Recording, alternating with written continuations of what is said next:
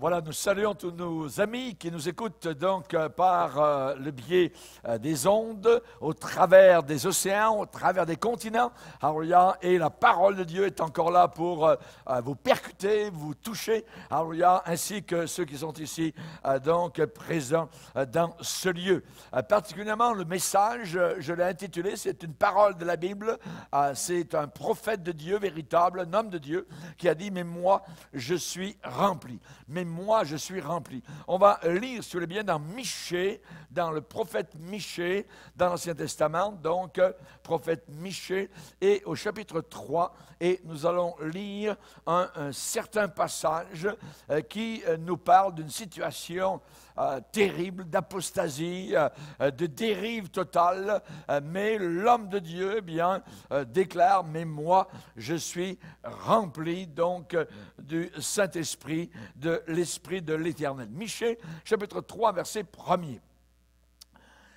Je dis, écoutez, chef de Jacob et prince de la maison d'Israël, n'est-ce pas à vous à connaître la justice? Vous haïssez le bien et vous aimez le mal. Vous leur arrachez, il parle du peuple de Dieu, vous leur arrachez la peau et la chair de dessus les os. Ils dévorent la chair de mon peuple, dit Dieu, lui arrachent la peau et lui brisent les os.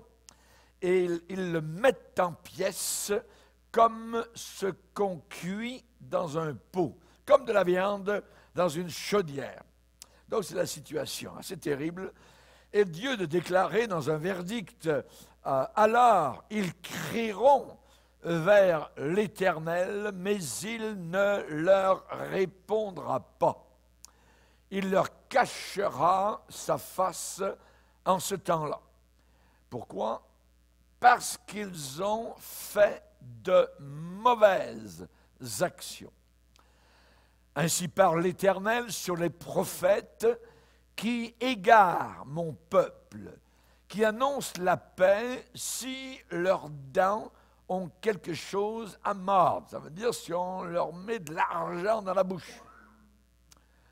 Et qui publient la guerre si on ne leur met rien dans la bouche. À cause de cela, Dieu déclare, vous aurez la nuit et plus de vision. Vous aurez les ténèbres et plus d'oracles. Dieu ne parlera plus. Le soleil se couchera sur ces fameux prophètes, pseudo-prophètes. Le jour s'obscurcira sur eux. Les voyants seront confus, les devins rougiront, tous se couvriront la barbe. Pourquoi? Car Dieu ne répondra pas. Et voilà donc Michée, le véritable homme de Dieu, dans une situation terrible, déclare, mais moi, je suis rempli de force, de l'Esprit de l'Éternel, je suis rempli de justice et de vigueur pour faire connaître à Jacob son crime et à Israël son péché. Seigneur, nous te bénissons pour ta parole que nous voulons méditer. Nous désirons qu'elle percute nos cœurs. Nous ne voulons pas monter une muraille face à cette puissante parole. Nous voulons au contraire, Seigneur, la laisser pénétrer librement dans nos cœurs. Touche ce qui a besoin d'être touché, Seigneur. Ranime ce qui est en train de mourir. Nous te demandons, Seigneur, que tu puisses parler à nos cœurs. Nous voulons ton oracle. Nous voulons, Seigneur Jésus, que tu parles. Au nom puissant de Christ Jésus, nous te le demandons. Amen. Et tout le peuple dit Amen. Gloire à Dieu. On peut s'asseoir, frères et sœurs. Alléluia. Mais moi, je suis rempli. Dans une situation, évidemment, nous allons le voir, pas mal semblable à la situation des païens et de l'Église chrétienne en train de dormir à la fin des temps, eh bien, l'homme de Dieu va dire, mais moi, je suis rempli. Mais moi. Quelle était la génération de Michée? Que se passait-il? Eh bien, le peuple de Dieu était rétrograde, tiède et corrompu. Le peuple de Dieu était en train de s'éloigner du Seigneur et cela créait même de la violence entre les personnes. Les gens autour de Michée, ils voyaient la situation de cette génération. Eh bien, les gens autour de lui avaient perdu totalement leur zèle pour la maison de Dieu. Et on voit qu'il n'y avait pas de feu, de zèle pour le Seigneur et pas de véritable vision. Il n'y avait pas une soif de Dieu dans le peuple du Seigneur. Mais les gens étaient devenus cruels et cupides, amoureux de l'argent.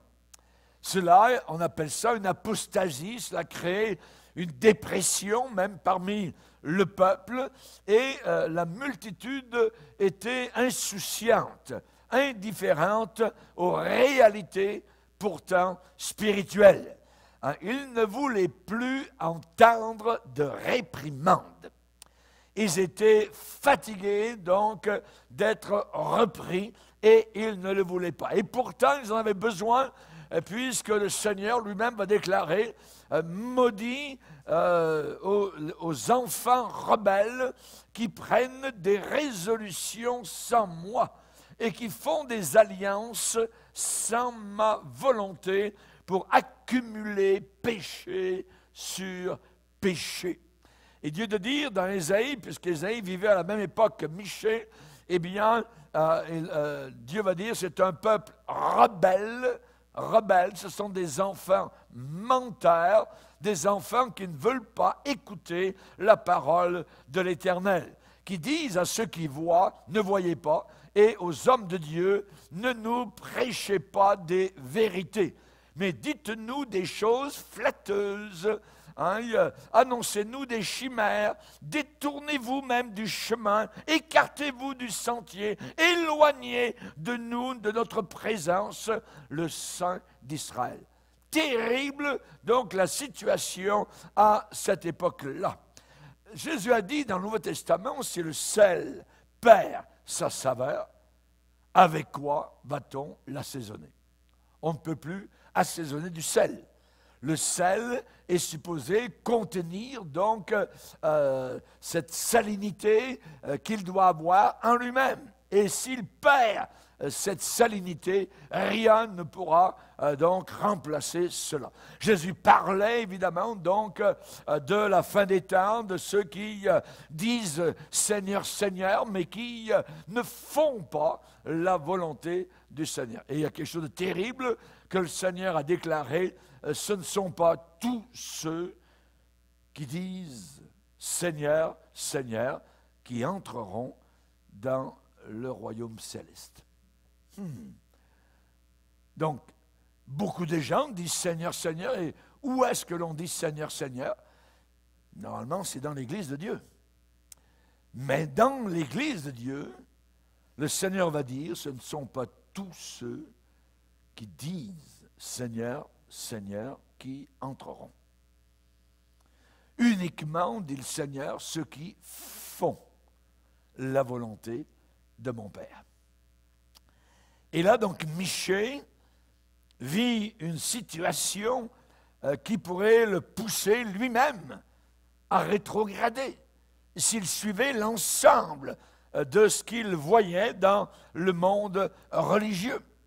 Et on sait donc que les gens, à cette époque, étaient liés donc à l'idolâtrie. Des nouveaux dieux étaient entrés dans le pays, des nouveaux autels avaient été édifiés, et la prostitution physique et spirituelle, eh bien, allait bon train. Quelque chose de terrible. Le roi Akaz avait fait fermer les portes du temple à Jérusalem. Il avait établi des nouveaux autels, des nouveaux dieux un peu partout. Et là, c'était l'apostasie. Et dans ce milieu-là, Michée va dire, mais moi. Et il ne le dit pas par orgueil. On pourrait dire, quel orgueilleux. Il se prend pour qui? Mais moi. Non, il le dit avec une grande humilité.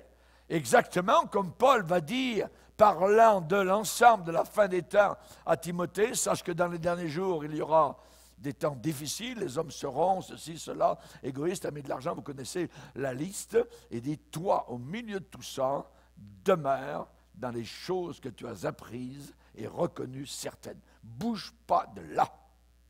Pas de nouveauté, rien de neuf, tout est neuf déjà dans le salut que tu as eu à la croix du Calvaire. Toi, demeure dans les choses que tu as apprises et reconnues certaines. Et reconnues certaines.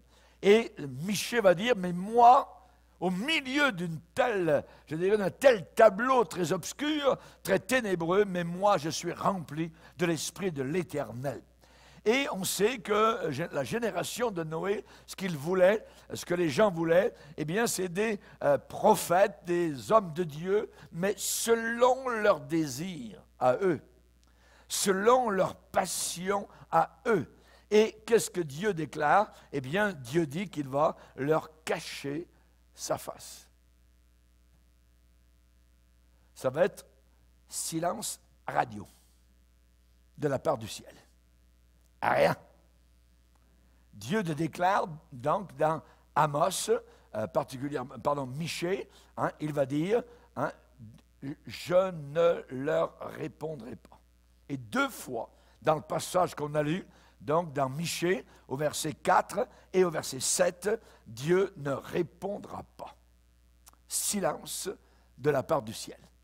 Parce qu'ils ont commis des mauvaises actions. Voyez?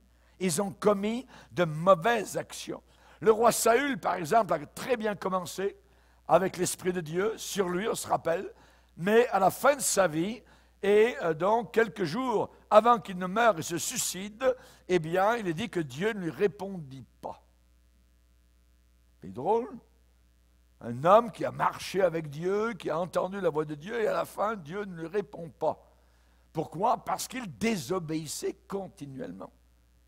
Il était devenu un rebelle, et le prophète Samuel lui avait dit, la désobéissance est aussi pire que l'occultisme. C'est terrible, voyez, que l'occultisme. Désobéir à Dieu, c'est obéir au diable. Et donc la désobéissance vous transporte dans le royaume de Satan, des ténèbres. Vous commencez à mettre en doute la parole de Dieu. Vous ne croyez plus la parole de Dieu telle que Dieu l'a déclarée. C'est ce qu'il a fait avec Ève. Dieu a-t-il réellement dit? Voyez? On appelle ça l'apostasie. Dieu leur a caché donc sa face. Dans Proverbes, au 1er chapitre, on a la même idée qui nous est transmise dans le livre des Proverbes, au 1er chapitre, psaume, Proverbes. Qu'est-ce qu'on lit? Le Seigneur voudrait donc reprendre, il voudrait réprimander, essayer donc d'émonder, de faire croître la vie spirituelle dans les personnes. Et voilà que la sagesse donc parle. Et la sagesse dit au 1er chapitre de Proverbes et au verset 22, « Jusqu'à quand, stupide, aimerez-vous la stupidité ?» Ce qui est insensé. Ce qui est vain, la vanité de ce monde. Jusqu'à quand les moqueurs se plairont-ils à la moquerie? Et les insensés haïront-ils la science? Science, c'est toujours la science de Dieu, la connaissance du Seigneur.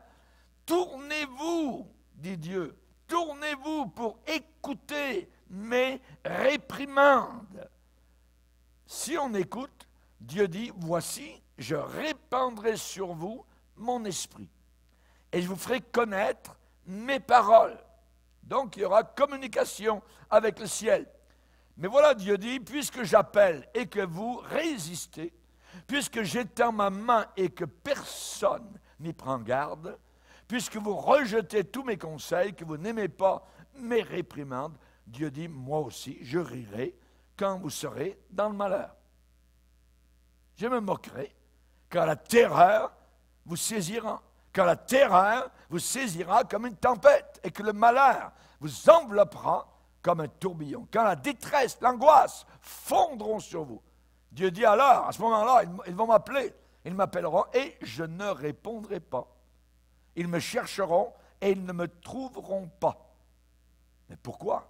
Eh bien, comme dans Michée, parce qu'ils ont haï la science, la connaissance de Dieu, qu'ils n'ont pas choisi la crainte de l'Éternel, parce qu'ils n'ont pas aimé mes conseils et qu'ils ont dédaigné, méprisé, ils ont eu du dédain pour toutes mes réprimandes. Alors ils se nourriront du fruit de leur voix, ils se rassasieront de leur propre conseil, de leur propre psychologie, ainsi de suite, car la résistance des stupides les tue, la sécurité des insensés les perd. Mais voilà, comme Michée, mais moi je suis rempli du Saint-Esprit, mais celui qui m'écoute reposera avec assurance et vivra tranquille et sans craindre aucun mal. Dans quel camp voulons-nous être? Amen. Je veux être dans le camp évidemment de l'homme de Dieu de Michée, et dans le camp du verset 33 ici. Mais celui qui m'écoute reposera avec assurance et vivra tranquille et sans craindre aucun mal. Seigneur, s'il y a besoin de quelque chose à me reprendre dans ma vie, reprends-moi, Seigneur. Je veux que tu me reprennes. Je veux que tu me parles, parce que si je résiste à tes réprimandes, je suis en danger. Et donc, nous voyons que Michée s'est levé, mais moi, donc il ne veut pas faire partie de l'apostasie, mais moi, je dirais que si toute notre génération de chrétiens se refroidit, eh bien, nous ne sommes pas obligés d'avoir l'esprit de brebis, l'esprit de mouton, l'esprit grégaire. Voyez, on n'est pas obligé de suivre la descente. Et nous aussi, donc, de devenir tiède comme tout le monde, froid, etc. Non, jamais de la vie. Il faut que je reste en feu. Alléluia. Même si tout le reste, donc, est froid, glacé. Non, absolument pas. Je veux donc rester en feu pour le Seigneur. Et si je reste en feu, Dieu ne me cachera pas sa face. Dieu va continuer donc à me parler. Il va continuer donc à communiquer avec moi. Mais moi, alléluia. Et c'est intéressant de voir dans la parole de Dieu cette expression. Nous la voyons avec David. Un jour, il est cerné par les ennemis à l'intérieur de sa maison. Et sa femme lui dit de s'en aller par telle fenêtre, ainsi de suite, par derrière. Et à cette occasion-là, il a écrit donc un psaume merveilleux, psaume 59. On va en lire quelques passages. Psaume 59. Il a écrit cela justement à cette occasion. Et que dit-il? Il dit donc, il parle de ceux qui entourent la maison, et on voit qu'il donne, je dirais, le motif de ce psaume au début, au verset 1er du psaume 59, lorsque Saül envoya cerner la maison pour le faire mourir. Et c'est là, donc, David, à cette occasion-là, a écrit ce psaume. Et il va dire au verset 17, quelque chose que nous connaissons, « Et moi, je chanterai ta force. » Dès le matin, le verset 17, « Dès le matin, je célébrerai ta bonté, car tu es pour moi une haute retraite, un refuge au jour de ma détresse. Ô ma force, c'est toi que je célébrerai, car Dieu, mon Dieu tout bon, est ma haute retraite. » Mais moi, je chanterai ta force. Amen. Alors, gloire au Seigneur. On sait que Paul, à Timothée, a parlé donc des hommes méchants. Il dit à Timothée, toi demeure dans les choses que tu as apprises et reconnues certaines. Alléluia. Gloire au Seigneur. Quand David a été poursuivi même par son propre fils, son fils a voulu, l'un de ses fils, Absalom, a voulu prendre sa place à Jérusalem et l'a forcé donc à quitter la ville.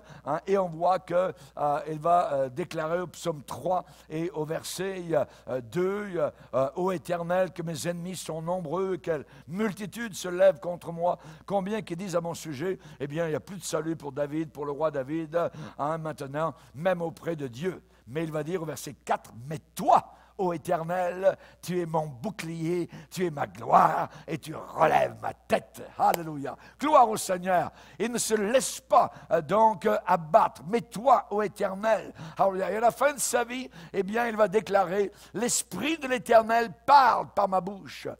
son esprit, sa parole est sur ma langue. Alléluia, gloire au Seigneur. On sait que Noé, la génération de Noé ressemble beaucoup à la nôtre, et il est dit dans la Bible, mais Noé marchait avec Dieu. Mais Noé marchait avec Dieu. Oui, il y avait la méchanceté qui était très grande sur la terre. Oui, les pensées des gens se portaient uniquement tous les jours vers le mal. Mais Noé marchait au milieu de cette fosse à purin, littéralement, ce tas de fumier. Il marchait avec Dieu. Alléluia. Mais moi, je suis rempli, dit Michée, le prophète Michée, je suis rempli du Seigneur. Alléluia. Et nous sommes où? Eh bien, nous sommes au milieu aussi d'une génération perverse et corrompue. Ça veut dire tortueuse, sclérosée.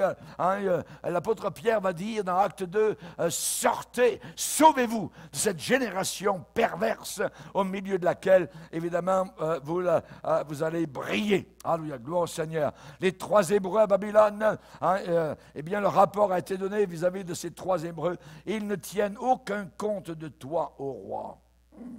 Ils ne tiennent aucun compte de toi, ô roi. Alléluia. Ils ne servent pas tes dieux, ces 3 Hébreux, et ils n'adorent pas ta statue d'or. Alléluia, gloire à Dieu. Voilà, ils se différenciaient totalement. Ils savaient choisir, amen, quand c'était évidemment le moment. Et pour nous, c'est le moment de choisir, amen, se tenir comme ces jeunes gens l'ont fait. Alléluia, gloire au Seigneur. On sait particulièrement qu'un jour, Jésus s'est trouvé donc les mains liées et il a été envoyé chez Hérode. Pilate l'a envoyé chez Hérode et Hérode était tout content. Il n'avait pas vraiment vu tout ça et arrivé dans le palais donc d'Hérode, Hérode heureux, je peux le voir en train peut-être de tourner autour de Jésus, de dire « Oh, c'est toi, Jésus, tout ça, fais un miracle, puisque tu dis que tu es Dieu le Fils, que tu es le Fils de Dieu. » Et savez-vous ce que Jésus a répondu? Rien. Pas un seul mot, rien du tout. Pourquoi? Parce que ça servait à rien du tout. Hérode était un apostat, il était un pervers, un perdu, et il ne reviendrait pas. Jésus n'a pas dit un seul mot. Dieu ne parle pas à ceux qui vivent dans le péché. S'il leur parle, c'est pour les reprendre. C'est pour les reprendre, pour leur dire, c'est pas bien. Repens-toi, voyez. Mais s'il y a montée de bouclier face à cette parole-là, alors Dieu peut se retirer. Et Dieu peut ne plus parler. C'est terrible. Mais Michée dit, moi, je suis rempli de l'Esprit de l'Éternel. Je suis rempli de l'Esprit de l'Éternel. Les gens, parfois, se plaignent du silence de Dieu. Est-ce qu'il y aurait quelque chose à voir à l'intérieur de nous? Sonde-moi, ô Dieu. Sonde-moi et regarde si je suis sur une mauvaise voie et conduis-moi sur la voie de l'éternité. La promesse est encore là pour nous aujourd'hui. Vous recevrez de la puissance. Cette puissance, elle est disponible, on peut la recevoir pour nous aujourd'hui. Vous recevrez de la puissance, en grec dynamis, qui a fait dynamite. Vous recevrez quelque chose de fort quand le Saint-Esprit viendra sur vous. Et vous serez mes témoins. Vous serez mes lumières. Vous serez mes flambeaux dans le monde. Vous serez différents totalement. Comme Caleb et Josué ont été animés d'un autre esprit. Alléluia. Comme Finé, alors que la corruption était dans le camp, alors que les païennes étaient là en train d'entrer dans les tentes des jeunes Israélites. Finé a pris son épée, est allé vers une tente et il a percé l'homme et la femme par le bas du ventre et Dieu a dit très bien, très bien. Et ainsi la plaie a été stoppée parce que des milliers de morts étaient en train donc de mourir dans le camp. C'est quelque chose de terrible. On doit être animé du Saint-Esprit. Alléluia. Nous ne prenons pas l'épée pour tuer les gens, mais nous prenons la parole de Dieu pour les avertir de ce qui les attend au bout de leur sentier s'ils ne se repentent pas de leurs péchés. Quand on est rempli du Saint-Esprit, on est rempli de quoi? Michée a dit, mais moi, je suis rempli de l'Esprit de l'Éternel, de force, de justice, de vigueur. De vigueur. Alléluia. quand on est rempli du Saint-Esprit. Vous recevrez de la puissance, de la vigueur, de la force, de la justice, de la droiture. La réponse de Dieu à notre faiblesse, c'est être rempli du Saint-Esprit. La réponse de Dieu à notre manque d'énergie, notre manque de force. La réponse de Dieu face aux tentations, je dirais de la chair ou du péché, c'est être rempli du Saint-Esprit. Jésus a parlé dans la petite synagogue et il a dit qu'il était rempli de l'Esprit du Seigneur.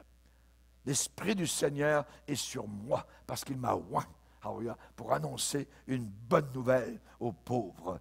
Paul va parler dans l'Épître aux Éphésiens d'être puissamment fortifié par son esprit dans l'homme intérieur. Alors, comme c'est beau, comme cette expression est formidable. Savez-vous que dans l'Épître aux Éphésiens, on parle souvent du Saint-Esprit? Au premier chapitre, on est scellé du Saint-Esprit. Au chapitre 2, nous sommes une habitation de Dieu en esprit. Au chapitre 3, c'est le Saint-Esprit qui nous a révélé le mystère de l'Évangile. Au chapitre 3, on peut être fortifié dans l'homme intérieur par son Saint-Esprit. Au chapitre 4, on nous demande de conserver l'unité de l'Esprit. Il est dit qu'il y a un seul corps et un seul Saint-Esprit. Au chapitre 4, on nous dit « N'attristez pas le Saint-Esprit de Dieu par lequel vous avez été scellés pour le jour de la rédemption. » Au chapitre 5, on nous demande de ne pas être remplis de drogue, de bière, d'alcool. On nous demande d'être remplis du Saint-Esprit, de s'entretenir par des cantiques. Et au chapitre 6, on nous dit de se servir de l'épée du Saint-Esprit qui est la parole de Dieu. Alléluia! Gloire au Seigneur! Que Dieu soit béni, que Dieu soit glorifié. C'est cela que l'homme de Dieu Michée était en train donc de déclarer. Alléluia. Et on sait qu'il y a plusieurs hommes, je dirais, par rapport à leur expérience et qui ont démontré ce que le Saint-Esprit peut faire au travers de chacune de nos vies. Alléluia. Gloire au Seigneur. Par exemple, Samson, on parle de lui, il est dit, l'enfant grandit, l'Éternel le bénit et l'Esprit de Dieu commença à l'agiter. L'Esprit de Dieu commença à le faire bouger, à le faire aller. Le Saint-Esprit vous fera agir.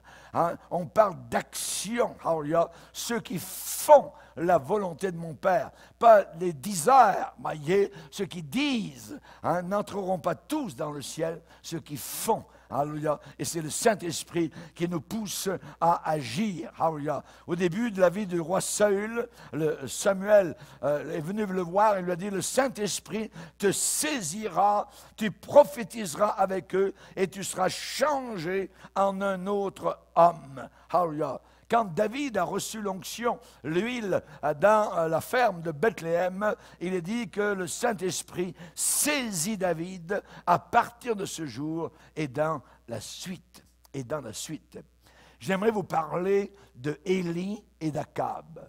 Élie et Akab. On a leur histoire, deux hommes totalement différents, complètement différents dans leurs aspirations, dans leurs ambitions, dans leur style de vie, dans leur but. On a là un homme de Dieu, un prophète, Élie, et de l'autre côté, on a un roi impie, Akab. Akab, qui est la marionnette de son épouse Jézabel, et c'est elle qui tient les ficelles. Et la situation, donc, dans le pays à l'époque d'Élie est d'une extrême misère parce que la pluie ne tombe pas. Donc, c'est bien beau. Donc, quand elle a un beau ciel bleu, tout ça, mais quand vous avez un ciel bleu pendant un an, vous voyez, sans pluie, quand ça fait 2 ans que le ciel est bleu, que ça fait 3 ans qu'il n'y a pas tombé une seule goutte de pluie, à ce moment-là, vous commencez à vous poser des questions et à chercher de l'eau. Pourquoi? Parce que ce ne sont pas les écologistes qui font tomber l'eau du ciel, c'est Dieu qui contrôle la pluie ici-bas sur cette terre. Amen. Ce n'est pas les gens du nouvel âge, c'est Dieu qui fait pleuvoir. Il fait pleuvoir à un endroit et ne fait pas pleuvoir à un autre endroit. Lisez cela avec moi dans un des petits prophètes, Amos, chapitre 4. Amos, chapitre 4, on nous parle de cela. Amos, chapitre 4, la sécheresse qui avait lieu était reliée à la moralité du peuple d'Israël à cette époque. Il y avait un lien direct entre la sécheresse et le péché. Regardez dans Amos chapitre 4, verset 6.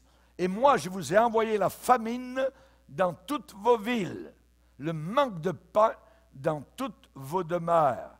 Malgré cela, vous n'êtes pas revenus à moi, dit l'Éternel. » Verset 7. « Et moi, je vous ai refusé la pluie, lorsqu'il y avait encore 3 mois jusqu'à la moisson. Écoutez bien, j'ai fait pleuvoir sur une ville. » C'est Dieu qui parle. « Et je n'ai pas fait pleuvoir sur une autre ville. Un champ a reçu la pluie, et un autre qui ne l'a pas reçue s'est desséché. » Et là, donc, il y a eu besoin de transport d'eau. 2, 3 villes sont allées vers une autre pour boire de l'eau. Et elles n'ont point apaisé leur soif. Et on pourrait continuer, mais juste pour vous dire que c'est Dieu qui contrôle et qu'il y a un lien entre les difficultés écologiques et la moralité du peuple. Le lien est direct, complètement. Actuellement, lorsque j'étais en mission en France, dernièrement, j'ai appris que dans le sud de la France, il y a plusieurs villes et villages. Les gens ont des belles demeures, des piscines, tout ça. Hop, interdit de mettre de l'eau dans la piscine. Interdit d'arroser vos plantes, vos jardins, tout ça. Oui. Pourquoi? Parce que dans le sud de la France, c'est un lieu de corruption. Sur toutes les plages, c'est la pourriture, la saleté, les femmes nues, et ainsi de suite, chaque année. Et Dieu commence à tourner la vis. Lien direct entre ce qui se passe au-dessus de notre tête et la moralité en bas. Et la situation du temps d'Élie était pareille, d'une extrême misère. La sécheresse sévissait depuis 3 ans et 6 mois. Famine. Pas seulement l'herbe verte des beaux gazons, elle commence à sécher. Ensuite, l'herbe disparaît et c'est le sol qui reste noir. Sécheresse, famine. Le peuple meurt. Le peuple languit, mais comme le dit, ils ne sont pas revenus à l'Éternel. Nous avons eu 2 ans de difficultés avec la pandémie. Sont-ils revenus au Seigneur? Rien. Rien du tout. Et donc le pays d'abondance, la terre promise, ce pays d'abondance promis par Dieu était détruit.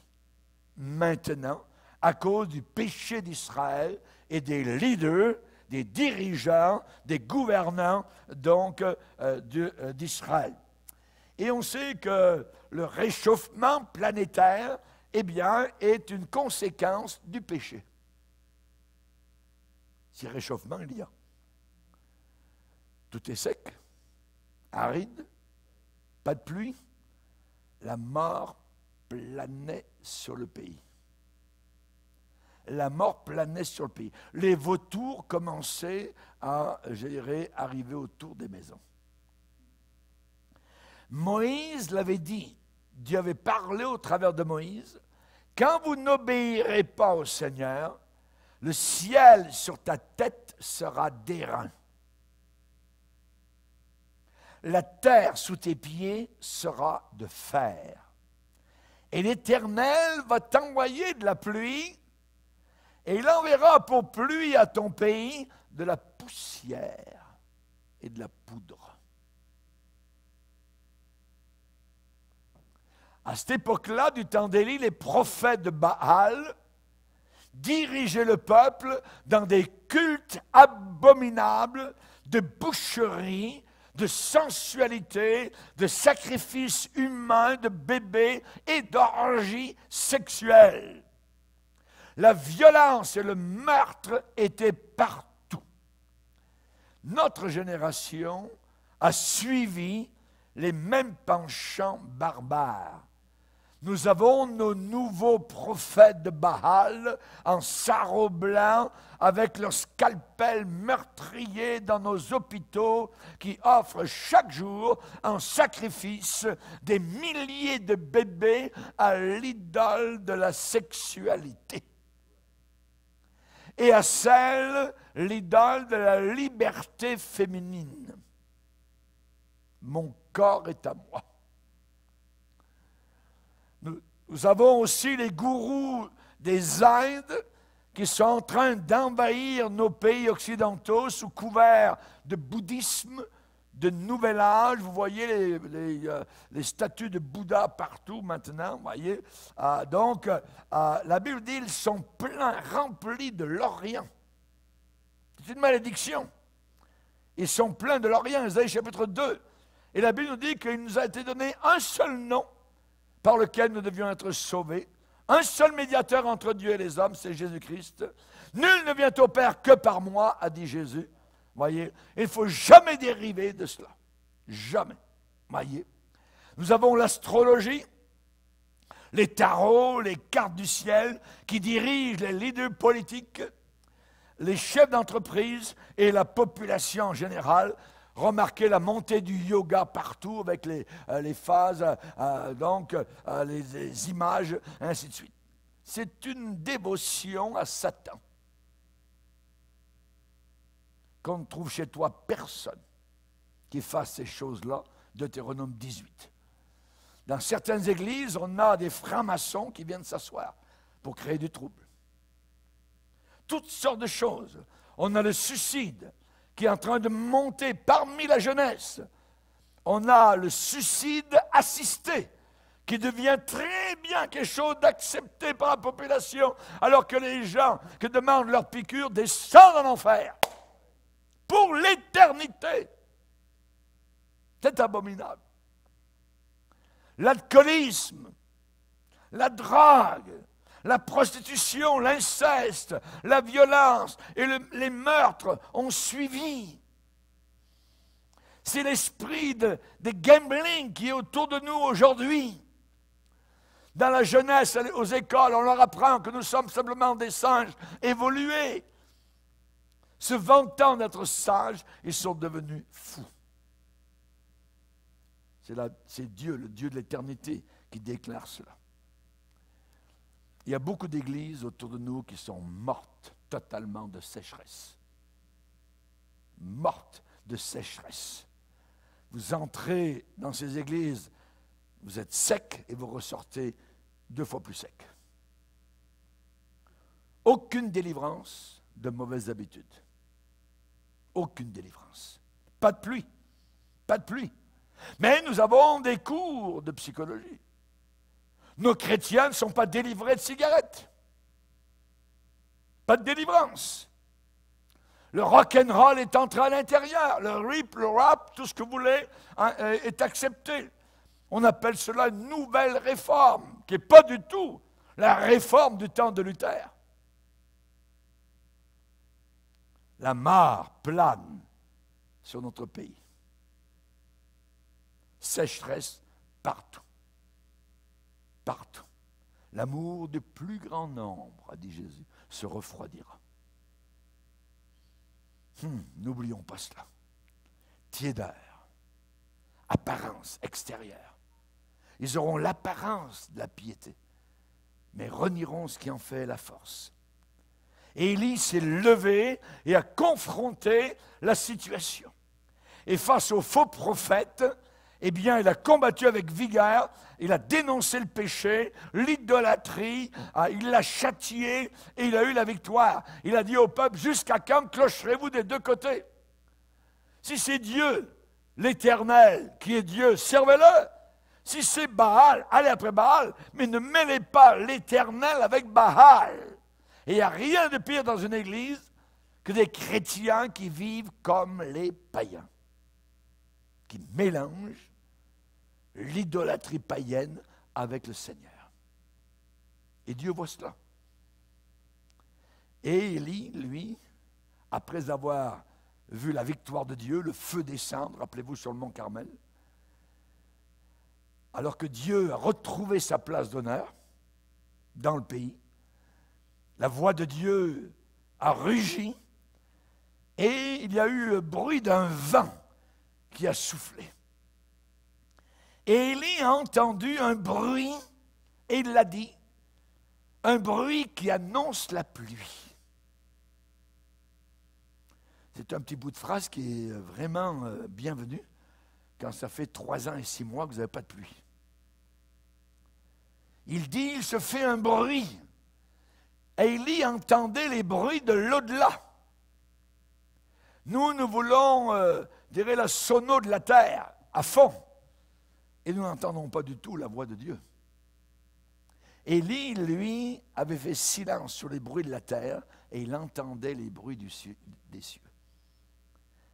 Il entend un bruit qui annonce la pluie. Seul Élie l'entend. Akab, le roi méchant et impie, n'entend rien du tout. Le jour de la Pentecôte, il a dit tout à coup, il se fit un bruit, comme celui d'un vent impétueux. Et la pluie spirituelle a tombé. 3000 personnes ont été sauvées cette journée-là. Merci Seigneur. Rappelez-vous que la promesse est encore là aujourd'hui. Je répandrai mon esprit sur toute chair. Vos fils, vos filles vont témoigner, vont annoncer ma parole. Vos vieillards auront des rêves, vos jeunes gens auront des visions. Oui, sur mes serviteurs et mes servantes, je répandrai quoi? Mon esprit. Moi, je suis rempli de l'esprit, disait l'homme de Dieu. Et Akab, qu'est-ce qu'il fait? Élie entend un bruit qui annonce la pluie. Akab, il a dit, montant pour manger et pour boire. Il monte pour manger et pour boire. Il doit remplir son ventre. Son ventre lui demande, ses passions. Voyez? Ses appétits le dirigent. Ce n'est pas la parole de Dieu qui le dirige. Et on parle de quoi là? On parle des loisirs, on parle des fêtes, on parle des appétits matériels, les carnavals, et ainsi de suite. Il faut bien s'amuser un peu, nous aussi les chrétiens. On va se joindre un peu aux païens. Tout ça. Ah ouais?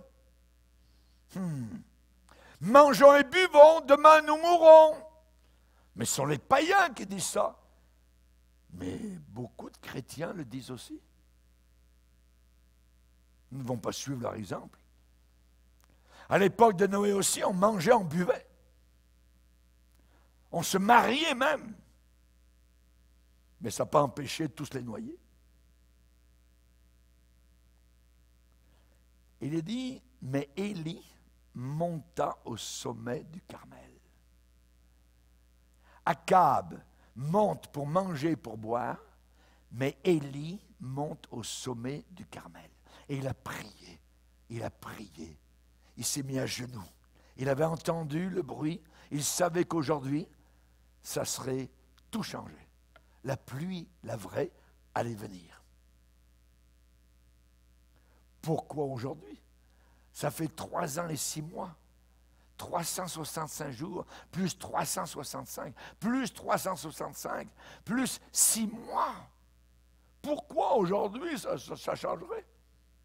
Pourquoi ça ne pourrait pas durer? Parce que Élie avait entendu la voix de Dieu. Il connaissait la pensée du Seigneur.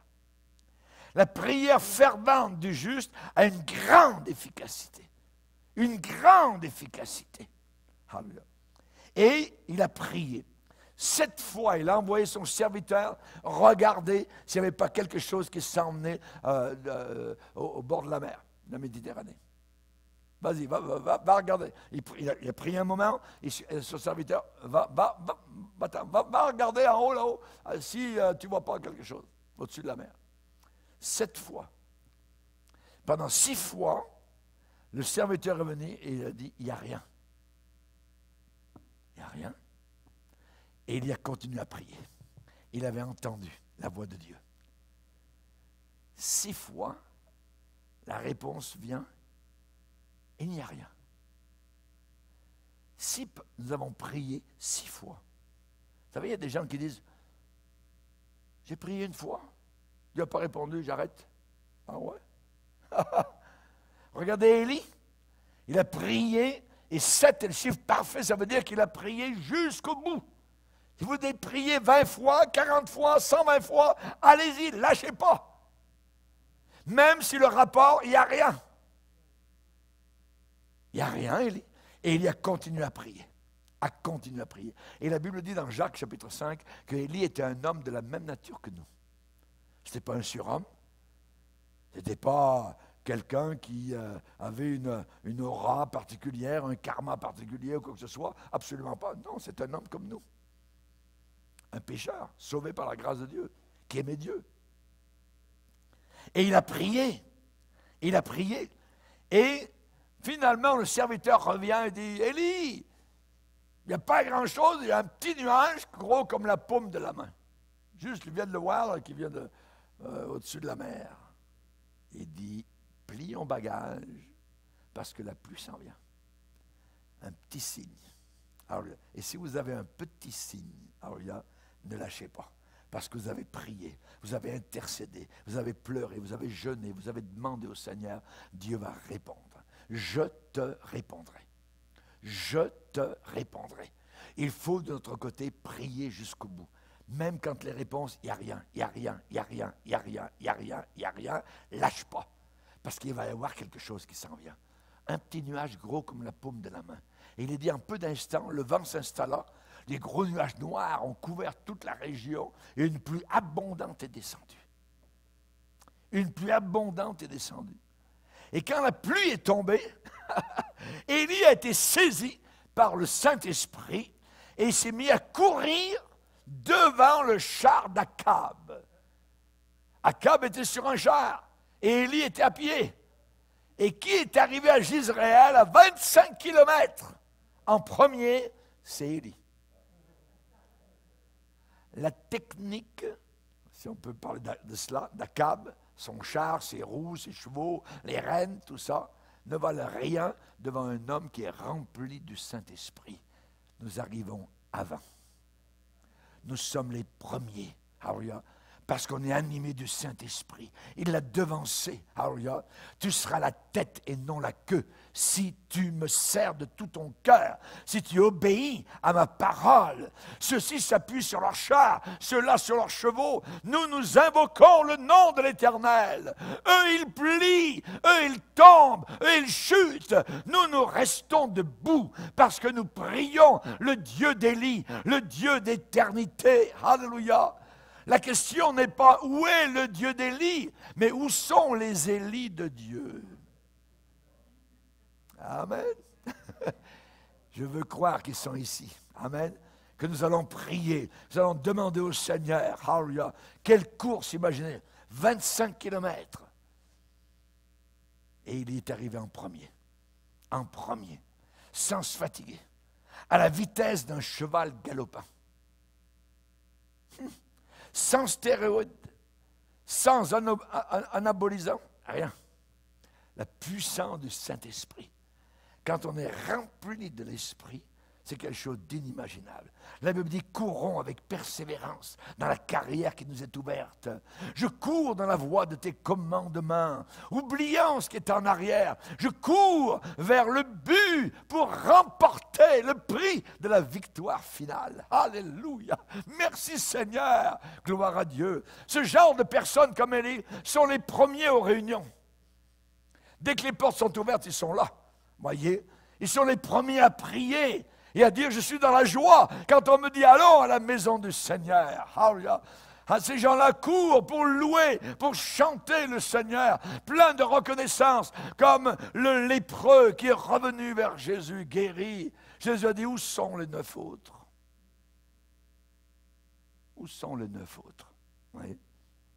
Ces gens-là qui courent sont remplis du Saint-Esprit. Ils fuient les passions de la jeunesse. Alléluia. Ils courent vers le but. Alléluia. Ils courent pour témoigner de leur foi. Ils veulent manifester le fruit de l'Esprit. Ils aiment lire la Bible. Ils aiment se sanctifier. La Bible dit, courez de manière à remporter le prix de la vocation céleste. Je cours dans la voie de tes commandements parce que tu élargis mon cœur. Tu me donnes plus de souffle, Seigneur. Alléluia. Vous dites, mais comment est-ce qu'on peut, à travers des années, continuer? C'est un miracle. C'est le Saint-Esprit qui élargit notre cœur. Ceux qui se confient en l'Éternel renouvellent leur force. Ils prennent le vol comme les aigles. Ils courent et ne se lassent pas. Ils marchent sans se fatiguer. Sans se fatiguer. Alléluia. Paul était rempli du Saint-Esprit. Il a dit, je fais une chose. Il n'a pas dit, je fais 2 choses, 3 choses. Non, une seule. Je fais une chose. Oubliant ce qui est en arrière, je me précipite vers ce qui est en avant. Alléluia. La vie chrétienne est une course d'endurance. Est une course d'endurance. Alléluia. Ce n'est pas une course de vitesse. C'est un marathon. Alléluia. Le temps, il est vrai, peut éroder. Un temps soit peu, je dirais, notre énergie, nos forces, les grignoter. Mais si nous voulons terminer gagnant, il faut absolument être rempli du Saint-Esprit. Être rempli du Saint-Esprit. Alléluia. Enoch a marché avec Dieu pendant 300 ans. 300 ans. Si on meurt à 80, merci Seigneur, s'il fallait encore marcher pendant 220 ans sur la terre, on pourrait dire, mais Enoch a marché 300 ans avec Dieu. 300 ans. Caleb avait 85 ans. Quand il s'est mis à combattre et qu'il a demandé, moi je vais aller combattre telle montagne, et ainsi de suite, à 85 ans. Quelle vigueur! Maillé. Alléluia. Gloire au Seigneur. Il faut que nous puissions conserver notre vitalité. La conserver. Comment? Comment la conserver? Si quelqu'un se conserve pur, alléluia, il sera utile pour le royaume de Dieu. Se conserve pur. Si on est malade, si on a été piqué par, je dirais, le péché ou quoi que ce soit, qu'est-ce que Moïse a fait dans le désert? Il a élevé un serpent d'airain. Et ceux qui le regardaient devaient conserver la vie et ne pas mourir. Et nous, cela représente Jésus sur la croix. Si je veux conserver ma vitalité, ma force, continuer à courir dans la voie des commandements du Seigneur, il faut que mes regards soient sur Jésus, sur la croix. Je vous ai donné cet exemple sur les chutes de Niagara, quelqu'un qui marchait sur un fil, voyez. On dit, mais comment vous faites quand vous êtes d'un côté des chutes de Niagara et que vous marchez au-dessus, tout ça? Il dit, j'ai placé un petit miroir qui est juste là-bas au bout. Et avec le soleil, je le vois briller. Et je le regarde. Je ne regarde jamais autre chose que mon miroir. Continuons à marcher en regardant notre miroir. Et il brille fort. C'est le soleil céleste, c'est Jésus. Baissons nos têtes et prions. Amen. Seigneur, nous sommes devant toi. Dans un monde qui s'en va vers une ruine inimaginable, une destruction totale. Nous te bénissons. Nous voulons dire avec l'homme de Dieu, avec Michem et moi, je suis rempli de force, de vigueur, de justice, de l'Esprit de l'Éternel. Seigneur, nous ne le disons pas avec orgueil, mais avec une grande humilité. Parce que nous voyons ce qui se passe autour de nous. Nous ne sommes pas des ignorants, des aveugles, des sourds, mais nous voyons, Seigneur Jésus, que nous sommes parvenus à une époque telle que tu l'as décrite, la dernière à la fin des temps. Seigneur, nous ne sommes pas au commencement, nous sommes à la fin. Et nous te demandons de nous garder, nous protéger, nous abriter, comme nous l'avons chanté tout à l'heure. Merci pour ta protection. Aide-nous à courir dans la voie de tes commandements. Aide-nous à ne pas nous appuyer sur la technique. Aide-nous à nous appuyer sur le Saint-Esprit. Nous allons courir devant le char d'Akab. Nous allons arriver dans la ville céleste, la nouvelle Jérusalem, là-haut dans la gloire. Nous te bénissons, Seigneur, car tu veux faire de nous la tête et non la queue. Dans le nom puissant de Jésus, Amen. Et tout le peuple dit, Amen. Amen. Gloire à Dieu, que Dieu soit béni. Pour écouter plus de conférences de prédication et d'études bibliques qui ne sont pas disponibles sur YouTube, rendez-vous sur notre site rbmif.org et vous allez accéder à notre menu messages, vidéos, prédications et vous aurez ainsi accès aux messages censurés. Que Dieu vous bénisse.